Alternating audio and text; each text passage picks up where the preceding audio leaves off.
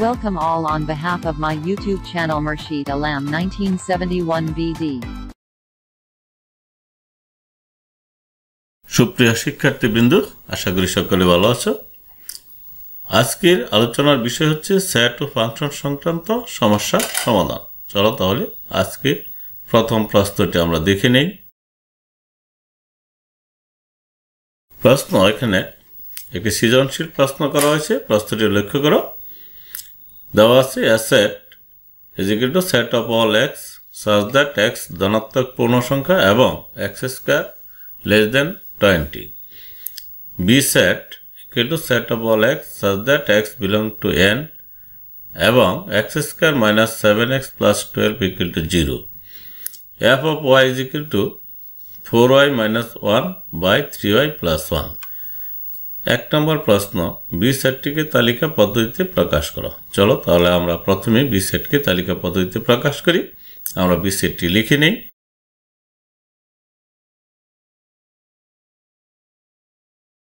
আমরা B set লিখে নিলাম। বি সেট হচ্ছে set of all x such that x belong to n এবং x square minus 7x plus 12 equal to 0। এর মানে কি? এর মানে হচ্ছে বি সেট হচ্ছে ওই সকল স্বাভাবিক সংখ্যার সেট যে সেটের সদস্যগুলি এই যে সমীকরণটা দেওয়া আছে x square minus 7x plus 12 equal to 0, এই সমীকরণকে সিদ্ধ করতে হবে। অর্থাৎ এই সমীকরণ সমাধান করলে যে মানগুলি আসবে এক্সের, সেই মানগুলি হবে বি সেটের সদস্য। তাহলে প্রথমে আমরা এই সমীকরণটা সমাধান করে নিই। আমরা লিখে নিলাম। এটাকে আমরা যদি মিডল ফ্যাক্টর করি এবং উৎপাদক করি তাহলে দাঁড়ায় x - 4 × x - 3 ইকুয়াল টু 0। আমরা জানি দুই বা ততোধিক রাশির গুণফল যদি 0 হয় তাহলে প্রত্যেকটা রাশির মান 0। তাহলে আমরা লিখে নিলাম x - 4 ইকুয়াল টু 0 অথবা x - 3 ইকুয়াল টু 0। এখান থেকে আমরা সমাধান করলে পাবো x ইকুয়াল টু 4, আর এখান থেকে আমরা সমাধান করলে পাবো x ইকুয়াল টু 3। তাহলে x এর মান আমরা পেয়েছি দুইটি, একটা হলো 3, একটা 4। সুতরাং বি সেট ইকুয়াল টু 3, 4। তাহলে আমরা বি সেটকে তালিকা পদ্ধতিতে প্রকাশ করতে পেরেছি। শিক্ষার্থীবৃন্দ, এবার চলো আমরা 2 নং প্রশ্নের সমাধান করি। প্রশ্নটি আমরা দেখে নেই। 2 নং প্রশ্নে পি অফ এ নির্ণয় করো, অর্থাৎ এ সেটের পাওয়ার সেট নির্ণয় করে দেখাও যে পি অফ এর উপাদান সংখ্যা 2 টু দি পাওয়ার n কে সমর্থন করে। এখানে আমরা এ সেটটা দেওয়া আছে, এ সেটটাকে আমরা তালিকা পদ্ধতিতে বের করে তারপর পাওয়ার সেট নির্ণয় করব। চলো তাহলে এর সমাধান করে নেই। 2 নং প্রশ্নের সমাধান। এ সেটটা আমরা লিখে নিলাম। এ সেটটা কি? এ সেট হচ্ছে ওই সকল ধনাত্মক পূর্ণ সংখ্যা যাদের বর্গ 20 অপেক্ষা ছোট। তাহলে আমরা জানি ধনাত্মক পূর্ণ সংখ্যার সেট হচ্ছে স্বাভাবিক সংখ্যার সেট এবং তাকে n দ্বারা প্রকাশ করা হয়। তাহলে n সেটটা হবে 1 2 3 4 5 6 ইত্যাদি। এখন x এর মান যদি আমরা 1 ধরি, লক্ষ্য করো, আমরা যদি x এর মান 1 ধরি তাহলে 1 এর স্কয়ার করলে কত হয়? 1 হয়, যা 20 থেকে ছোট। তাহলে 1 এই এ সেটের সদস্য হবে। x এর মান যদি আমরা 2 ধরি তাহলে 2 স্কয়ার ইকুয়াল টু 4, যা 20 থেকে ছোট। এইভাবে আমরা x এর মান 3 ধরলাম, তারপর x এর মান 4 ধরলাম। প্রত্যেকবারই দেখা গেল স্কয়ার কত হয়? 20 অপেক্ষা ছোট। কিন্তু যখন আমরা x এর মান 5 ধরলাম তখনই 5 এর স্কয়ার 25, যা 20 থেকে ছোট নয়। এখানে শর্ত হলো এ সেটের সদস্য হবে যাদের বর্গ 20 থেকে ছোট হয়। তাহলে এ সেটের সদস্য কারা হবে? 1 2 3 4। সুতরাং দেখা যায় 1 2 3 4 প্রদত্ত শর্ত মানে, সুতরাং এ সেট হচ্ছে 1 2 3 4।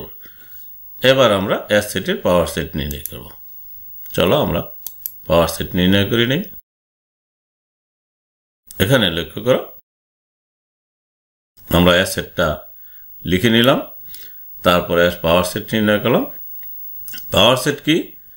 এই এ সেটের সদস্যগুলি দ্বারা যতগুলি উপসেট গঠন করা যায় তাদের সেটটা হচ্ছে এ সেটের পাওয়ার সেট। তাহলে এ সেটের উপাদান সংখ্যা হচ্ছে 4টি, তার পাওয়ার সেটের উপাদান সংখ্যা হবে 16টি। আমরা 16টি তৈরি করলাম। কিভাবে তৈরি করলাম লক্ষ্য করো, আমি একটু দেখিয়ে দিচ্ছি। প্রথমে আমাদের ফাঁকা সেট আসবে। ফাঁকা সেট সকল সেটের উপসেট। তারপর একটি একটি করে উপাদান নিলাম 1 2 3 4 আমরা লিখে নিলাম তারপর 1 2 1 3 1 4 পরে আবার 2 3 2 4 3 4 পরে একটিকে বাদ দিয়ে বাকি তিনটা লিখব প্রথমে 1 কে আমরা যদি বাদ দিই তাহলে পাবো 2 3 4 আমরা লিখে নিলাম এই যে এখানে লক্ষ্য করো এই যে 2 3 4 তারপরে আমরা 2 কে বাদ দিব 1 3 4 পরে 3 কে বাদ দিব 1 2 3 পরে 4 কে বাদ দিব 1 2 3 পরে আবার সম্পূর্ণটাই একটি এইভাবে আমাদের উপাদান সংখ্যা হলো 16টি তাহলে এ সেটের সদস্য সংখ্যা এখানে কয়টি 4টি আমরা এ সেটের সদস্য সংখ্যাকে n দ্বারা প্রকাশ করলাম n সমান 4 তাহলে p অফ a এর সদস্য সংখ্যা হবে 16 16 কে আমরা লিখতে পারি 2 টু দি পাওয়ার 4 4 সমান কি n আমরা লিখে নিলাম n তাহলে আমরা দেখতে পাচ্ছি যে এ সেটের সদস্য সংখ্যা যদি n হয় তাহলে তার পাওয়ার সেটের সদস্য সংখ্যা 2 টু দি পাওয়ার n কে সমর্থন করে শিক্ষার্থীবৃন্দ এই ছিল এর সমাধান এবার চলো আমরা 3 নং প্রশ্নের সমাধান করি প্রশ্নটি আমরা দেখে নিই 3 নং প্রশ্নে আর হচ্ছে ওই সকল সদস্য জোড়া ক্রমজোড়ের সেট যে সেটের প্রথম উপাদানটা আসবে এর থেকে দ্বিতীয় উপাদানটা আসবে বি থেকে এবং শর্ত হচ্ছে x + 1 লেস দেন y অর্থাৎ x প্রথম সেটের সাথে 1 যোগ করার পরে দ্বিতীয় উপাদান থেকে ছোট হতে হবে এই হলো শর্ত এখানে আমরা এ সেট আমরা ক থেকে 1 থেকে পেয়েছি বি সেটটা পেয়েছি আমরা 2 থেকে এখন এ সেট বি সেট লিখে তারপর আমরা এই সম্পর্কটি নির্ণয় করব চলো আমরা এ সেট বি সেট লিখে নিই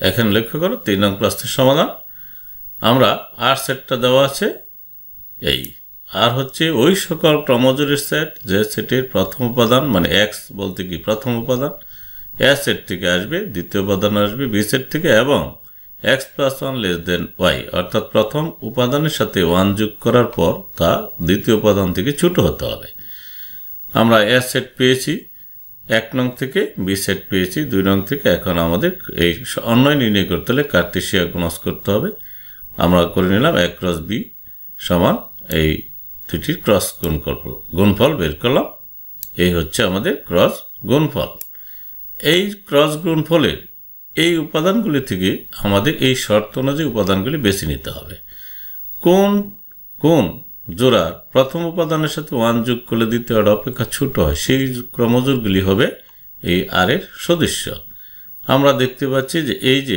জোড়াটা এর সাথে যদি 1 এর সাথে 1 যোগ করি হবে 2 যা 3 অপেক্ষা ছোট কাজে এই জোড়াটা আসবে 1 এর সাথে 1 যোগ করলে 2 2 4 থেকে ছোট কাজে এই জোড়াটাও আসবে তারপর 2 এর সাথে যদি 1 যোগ করি তাহলে হয়ে যাচ্ছে দ্বিতীয় উপাদানের সমান সুতরাং এটা প্রদত্ত শর্ত মানে না সুতরাং এই জোড়াটি আসবে না তারপর এই যে এখানে লক্ষ্য করো 2 এর সাথে যদি 1 যোগ করি তাহলে হয় 3 যা 4 অপেক্ষা ছোট সুতরাং এই জোড়াটা আসবে বাকি আর একটিও আসবে না সুতরাং আমরা শর্ত মতে আর সমান কি 1 3 1 4 এবং 2 4 এই হচ্ছে আর এর তালিকা পদ্ধতিতে প্রকাশ শিক্ষার্থীবৃন্দ এবার চলো আমরা 4 নং প্রশ্নের সমাধান করি 4 নং প্রশ্ন f of 1/y - 1 by f of 1/y + 1 এর মান নির্ণয় করো চলো আমরা f of y এখানে দেওয়া আছে আমরা লিখে নিই